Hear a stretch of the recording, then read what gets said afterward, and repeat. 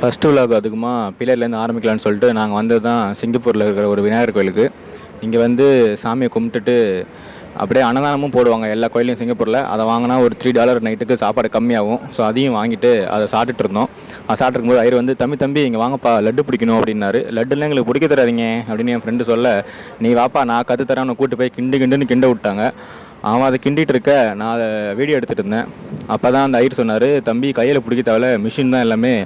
நீங்கள் லட்டை அந்த பூந்தி அள்ளி போட அது லட்டாக மேக் பண்ணி எனக்கு கொடுக்கும். அதெல்லாம் எடுத்து நோவாமல் நான் ட்ரெயில வச்சு அடிக்கிறோம்ப்பான்னாரு. எதுக்குங்க இவ்வளோ லட்டு செய்றீங்கன்னு கேட்டதை சொன்னார், நாளைக்கு சதுர்த்திப்பா 1000 பேருக்கு லட்டு தரணும், நாங்கள் தருவோம் அதுக்கு தானே. சரி நம்ம காசு தான் போட முடியல, கான்ட்ரிபியூட்டாச்சும் பண்ணுவோமே அப்படின்ட்டு பண்ண ஆரம்பிச்சிட்டேன்.